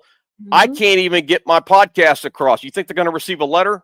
No. Why? Because Trump has gatekeepers around him, which is what God was calling out in the prophetic words. Paula White is one of those gatekeepers. You think she's going to want to see me there? Oh my gosh. What do you think would happen if I walked into the room with these guys? You think that lady was those people were manifesting around that lady at the council meeting? What do you think would happen? You'd have gnashing of teeth. Yeah. Every demon in hell would be manifesting if I walked in there. So they're not going to get my message to Trump. Trust me. Too many gatekeepers. Let's look at what Mary said. Good, wise word here. She goes, I've learned to lean and trust in God. No more evangelists. There you go. Thank you. And even with what you hear here, take it to the Lord. We've never said, to replace God with us. That's the last thing we want. And we're not selling any word either. So Paula's net worth is $5 million. Is that it? I would have thought it was more than that. It's got to be more. It's got to be more than that. Yeah. Okay, Mark, thank you so much. Thank you for your final thoughts, and thank you for hanging in here with us this little extra bit so we could show the Paula White video. I wanted people to just make sure they know what you're referring to. I appreciate you, and we're not going to have a show next Monday, by the way, everybody. I'm going to be going to North Carolina, and so obviously to be taking food, and so we're going to not be doing a Monday show. So we won't see Mark for a couple of weeks. I think. And so we'll see. We'll kind of play it by ear since I'll be out most of next week with North Carolina. So much goes into that. But Mark, thank you so much for everything that you do. And we will see you soon right here on the Michelle Moore Show.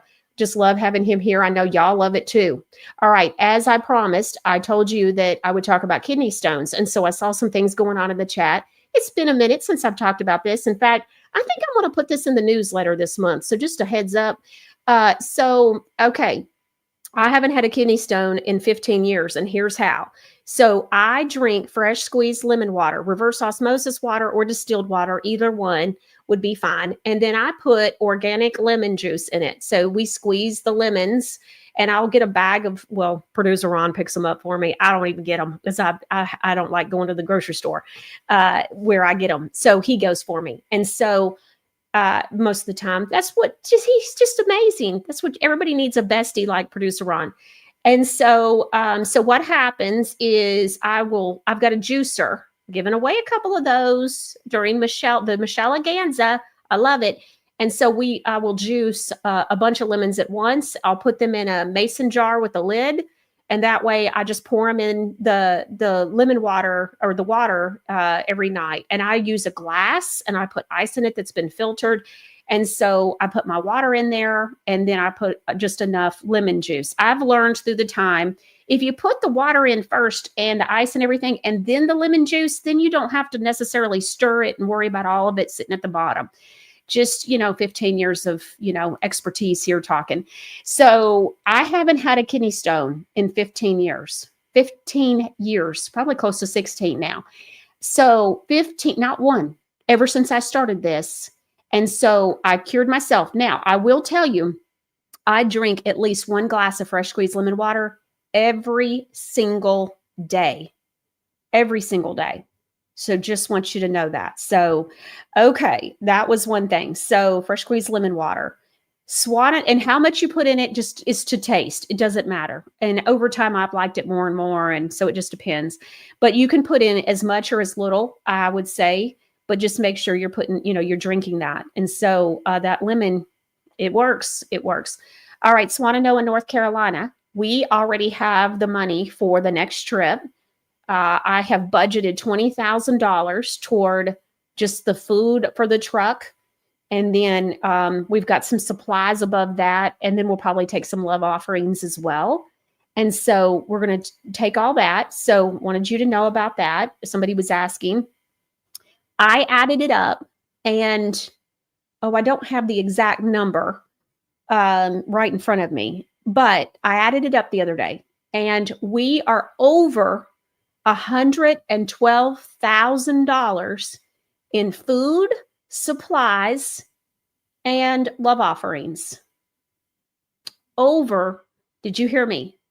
That we've already done. That's not even counting this coming up trip. I'll spend $20,000 at the grocery store this Saturday. And is what I'm kind of roughly thinking, not having seen Jenica's list yet, but that's about what I'm thinking. And so that's what I've got budgeted. So it may be a little bit more. It could be 19,000 something, but it's roughly going to be 20,000. And then we're taking some other stuff too, about $1,500 worth of supplies, other supplies that we're not getting at the grocery store. And then also love offerings, probably a few $1,000s for that. Whatever we don't spend on love offerings, then what we'll do is put that back and it will be part of what goes for next month. I already am collecting money for next month as well.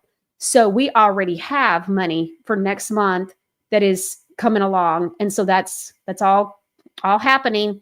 So yes, we're getting ready next week to go back to North Carolina, but I can tell you the next month is already in the works. So only God, it's amazing. So, but before this trip, we've already taken over $112,000 of donations and love offerings and supplies and food and just whatever you want to call it to North Carolina. Is that not amazing? And little old me was afraid to hope for 7,500. I was like, well, I wanted to do 10, but I thought, I can't do that. It's too big of a goal. I got to be realistic. Maybe 7,500. I mean, that's pie in the sky, but if I could just collect 7,500 and maybe help with generators, and then they just didn't need generators. And so you guys, we have done so much good with this money. It's just amazing. It's just amazing. And it's all because of the viewers. And it's just amazing. Taco Ride said $100,000. God is good. More than that, baby. So after this next week, we will be at least $112,000 and 32. But see, I've got supplies. I'm taking 2. And so I'm thinking it's going to be more like 134 or so. So it's amazing. It's just amazing. You guys are amazing. Fly Girl 61 said, I mentioned lemon water all of the time to people who come into the ER with the kidney stones. You go. Fly Girl 61. That's amazing. Linka Anna says, do you see a progress there? Okay, so let me update. Some of you may not know this. So I think it was last week one day, I shared that we'd had a viewer who had reached out and let us know that they had talked with, what's the name of the grocery store producer? Ingles. We don't have those here, so I have a hard time. I'd never heard of Ingles until I went to North Carolina. So that was the grocery store, come to find out, that got flooded. It was the grocery store in town. It was the only one. So Ingles is now saying that they're being made to build up the property 8 feet, like what Jenica has, reported. And they're having mold issues and all this other stuff. So what's happening is they're not rebuilding right away. When I notified Jenica immediately and sent her a screenshot of what the viewer said, she responded back and said, oh my gosh, I just want to cry. I mean, I will say this is what I have kind of figured out, especially about Jenica and her husband. Jenica, I think, has really hoped that if she could do enough to just help people, and whether that's building back or getting the small buildings, the small tiny homes that she's done, which they've delivered 101 of those, which is amazing work. I think she's hoping to help keep people in that area. And of course, nobody's gotten any money from FEMA that she knows of. It's absolutely a horrific situation. It's criminal, as we all know. It's maddening. When I go, there is some progress, going back to Linka Anna's question, Linka Anna 59. There is progress, like the bridge that was out is finally reopened, and that's a big deal. And so that small bridge is a big deal. And so it looks great, and it's reopened finally. When I first came there, it wasn't even being worked on. And then I came another time, and there was a whole huge crew working on it. And then I heard it got damaged. And so when I came back the next time, they were working on it still. And then it's open. And last month we showed where it was open. And that was exciting. And Jenica was excited. Everybody was excited about it.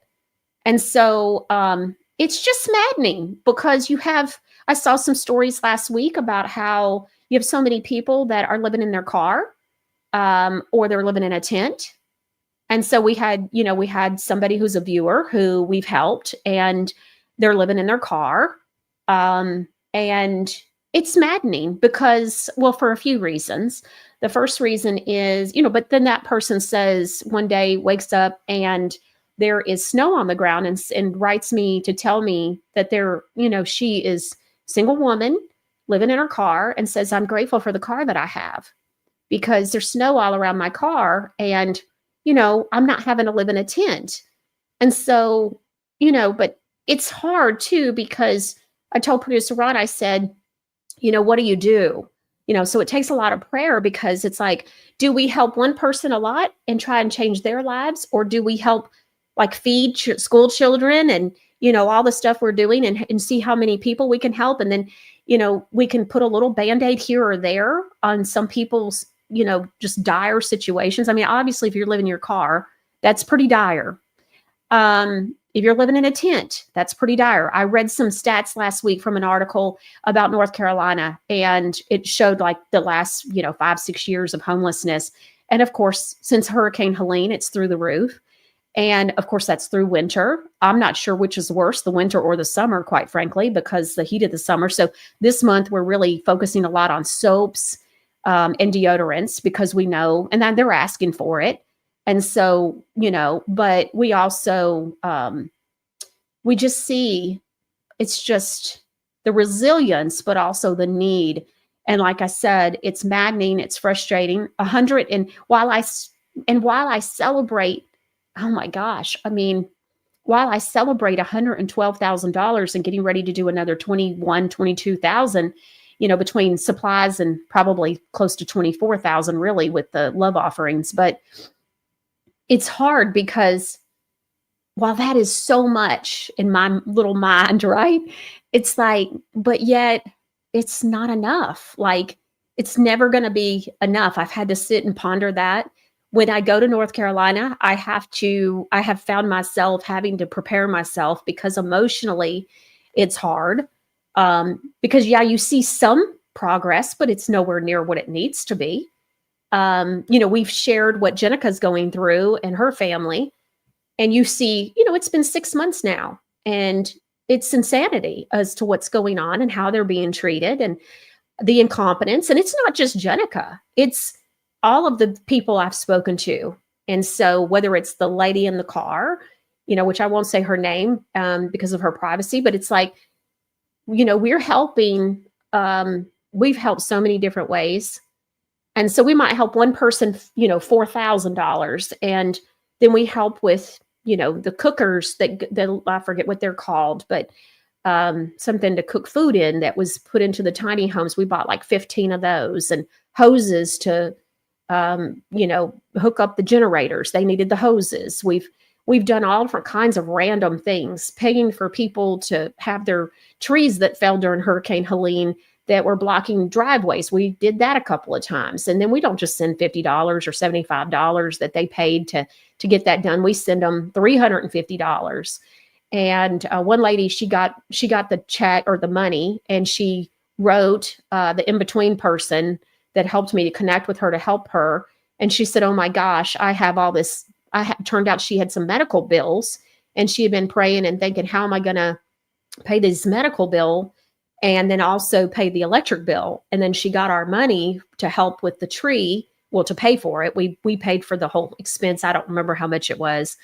And then but we had extra. And so she said, this is an answer to prayer, because I had literally been worried about, how am I going to, and all I knew was that I just felt led to put more in there than what it cost. And so there's so many of those stories, you guys.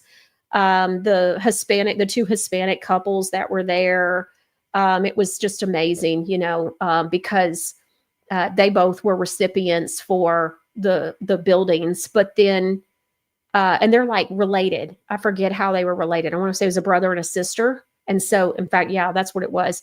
And they were so sweet, but they were just there at Jenica's to help unload the truck that we were, they knew we were coming with food and a truck full of pallets of food. And then we gave them, a love offering, but they lost everything. Both families, the husband and the brother and sister and their spouses, they lost everything. But because they got that building, Jenica was saying they just keep coming back because they're so grateful for what we've done, and her and her team. And so they were there to help. But that's just an update on that. So I realized I don't think I'd really given an update on the financial side of it and where we were money wise. And, I just been focusing on, okay, we've got another truckload and this is what we're doing and blah, blah, blah. But I hadn't really given a total. And so I sat down and added, because I kind of got things divided out with like collection 1 and collection 2, because collection 1 was starting to get so big. So I kind of closed out collection 1, and we're fixing to close out collection 2 and start another list because it just gets so long. And so anyways, and, finish that off, spend that money and then start with collection 3. This is an ordeal, to do. And so I'll probably spend 2.5 to 3 hours at the grocery store on Saturday. I've got the appointment already made. Of course, we, go into North Carolina and loving on people and just doing what we do. It's a calling, obviously, And so if those of you that don't know, what happened was that when Hurricane Helene happened, many viewers started writing me saying, who do I donate to? Who do you trust? And I don't trust anybody. And certainly, now I don't really have anybody. I just didn't feel right about it. And I just certainly couldn't recommend somebody that I didn't know firsthand. And so what happened is I started praying about it. And God, I was like, well, am I really going to get involved? And I just kept feeling like God was showing me that I was going to get involved. And at first, like I said, I was, I announced, well, okay, we're going to collect money. And it seemed like it was going to be generators. So it was money for generators. And then what happened was I was 7,500. I was brave enough to, I'm a goal setter, and it just took off from there. And you guys have been so generous, and there's just really words fail me when it comes to what you guys have done and continue to do, and the letters and the emails, and you all are so generous. And I just get to be the hands and feet to deliver it and to kind of, I don't know, gauge where it flows to and how it flows. But I pray a lot about it. It's a big responsibility, and it's hard because I want to fix people's problems, and I can't, and they're just so big. And so we do what we can. And look, $20,000 last month was $30,000. $30,000 on one truck. It was so full. And we really loaded it a little too much. I was worried about it getting there because we have to go up such huge mountains. Like North Carolina is no joke. If you've never been to North Carolina, I don't know why they say Tennessee, because really North Carolina is a whole nother level. But $30,000 in food and supplies. It was more than that, but just in the food, it was $30,000. And we were able to take 5,200 just in meat, protein. They've been asking for meat. So bacon, ham, country ham, beef sticks, beef jerky. I mean, that's what they're asking for. And that's stuff that, doesn't have to necessarily be refrigerated all the time. So a lot of that stuff is already cooked. And when it's been pre-cooked, I've had to learn about all this. So, because I don't buy pre-cooked like bacon, but I've learned about how it can be pre-cooked and then I guess vacuum sealed or something. And so it can sit not refrigerated. And I've never bought bacon that wasn't refrigerated, but I've learned all about it with asking the grocery store about it. So anyways, and they have worked so hard to get us everything that Jenica and her team are asking for. And so that way they have some good meats and good food. And so we just, keep doing it. Right now is all I know. And I know that it's been a big hit to learn at the grocery store, because originally it was going to reopen like in March. Then it was April. Then it was maybe May. And then it was like, we're having a problem. We may have to rebuild. And now we're hearing they're definitely going to have to rebuild if they rebuild.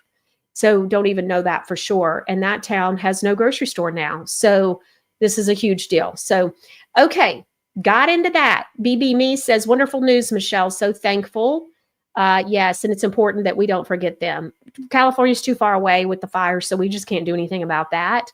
But Ruth, I see you on YouTube. Producer Ron, if you'll make sure everybody knows how to donate. I know Producer Ron puts it every day in the show description on the Michelle Moore Show, and also Rumble channel, and then also on Truth Talk America's Rumble channel. So Caroline says, lemon water is the bomb. It fixes a lot of problems. My iridologist, even when I talked with him the first time, he was like, you drink fresh squeezed lemon water every day? Oh yeah, at least one glass. Is that good?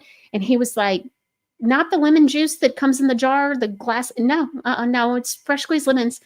And he was like, do you realize that is the single best thing you could do for your health? And I've been doing this for 15 years. So it's amazing. So yeah. Linka Anna 59 says, no core of military engineers helping either. I don't really know. Here's what I do know. Jenica has told me some things have gotten cleaned up, but it's like streets and roads. It's not people's individual homes. People have not been receiving money hardly at all. And even if it was at $750, I mean, I'm sure everybody will take that needs it, but they're not getting the help. They're not getting the reimbursements on hotel expenses. They're not getting the help.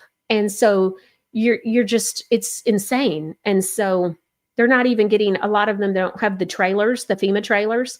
So that's why they're, in a tent or in a car, and it's awful. So anyways, I also want to follow up. You all probably heard me tell Jenica about the military man that was living in his car, that when she saw him again, to please be sure to connect me with him, that we were going to help him. Well, she has still not seen him. He's not been back for food. And so I just want to let you know, those of you that know that I was trying to get in touch with him, I have not been put in touch with him yet. So just giving you a heads up as an update on that. The lady in the car, though, living in the car, she's a veteran. by the way. So we have helped her a few times now, quite a bit. And she just got some recent help, which is amazing. Some good help. So that was also amazing. Okay. So Godly Granny, just want to tell you, we got 2 new lip scrubs and lip masks, Lemonade and Concord Grape. I got to tell you, they're both amazing. So Lemonade's not too, what is it? Bitter? Not bitter. What is it? Tart. Not too tart. That's the word I'm looking for. I was eager to see if it was going to be too tart, and it passed the not too tart test. And so I was just like, this just seems so refreshing. So I really loved this. And so we are now doing Lemonade, and I've already decided on the flavors for next time. They're amazing as well. Y'all are going to love them. But then also Concord Grape. When I was a kid, I loved grape. I love grapes. I loved grape everything. And so anyways, lip scrubs and lip masks, they're just fun. And don't forget, if you order 2 or more, you're going to get the lip scrubber tool, the heart-shaped lip scrubber tool that I love that says Godly Granny on it. I love it. Don't forget to use Michelle 10, or you can use Granny 10, either one, to get 10% off your entire order. Well, it's been a long show. I told Mark Taylor, Lieutenant Mark Taylor, and Ron, I said, we'll probably be about an hour today. And an hour and 51 minutes later, here we are. And they were making fun of me. They were like, you said that last week, and we were and so Mark was saying, you said that last week, and we ended up being an hour and 43 minutes or something, he said. And I go, you know what? I'm feeling judged, and I need y'all to judge me a lot more quietly. And producer Ron said, we're not judging you. We're condemning you. I was like, oh my gosh, they're a hoot. All right. So love you guys. Thank you for everything. And we will see you right here next time on the Michelle Moore Show, which is tomorrow. Trying to get healthier is full of can'ts. Come on, Grandma, come play. Come play with us, Grandma. I can't move. So you go to the doctor. Your body can't figure this out. So take this, and this. Because your body can't. But is it true your body can't? Maybe your body can. All you need is a little support. Wave Watch is a wearable device that uses sound wave therapy to help your body heal itself. Studies are showing that all cells in our bodies resonate at unique frequencies, and specific sounds can stimulate them. Your body can deal with pain, so you can play hard.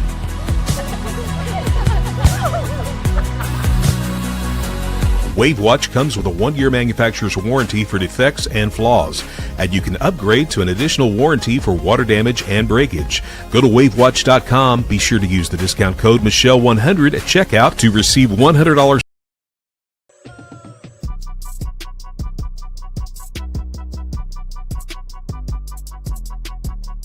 Hey, Mr. Wonderful here, and I'm here with my gold guy, Dr. Mike Fulges, a silver and gold expert. Hey, Mike, what do we have here? Today I have a few, actually 50, 2025 $5 gold American Eagles. Each is a 10th ounce of gold and is a starter coin for investors. So this is a way people can invest. They can buy a whole bunch of coins and just hold on to them, right? Correct. They have these in 10th ounce, quarter ounce, half ounce, and 1 ounce sizes. Now, if they want to buy them now, wait a couple of years and sell them again so they have liquidity, can they do that with you? Immediately. We buy millions every month back from clients. So you really are the gold guy. That's why we're America's gold expert.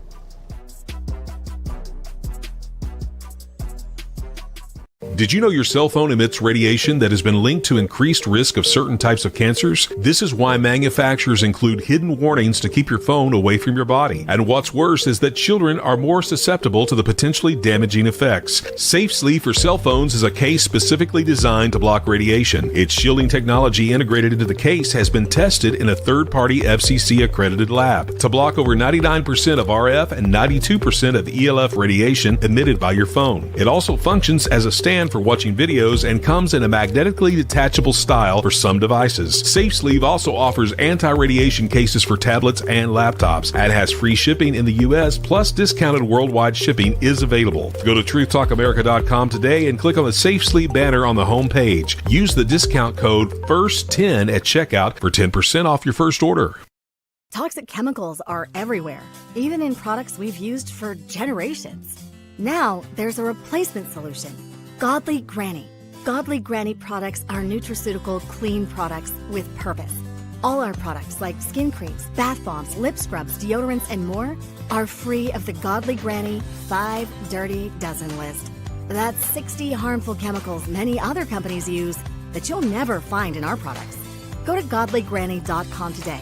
Be sure and use the discount code Michelle10 at checkout to receive 10% off your entire order. For Michelle's social media links, go to michellemooreshow.com.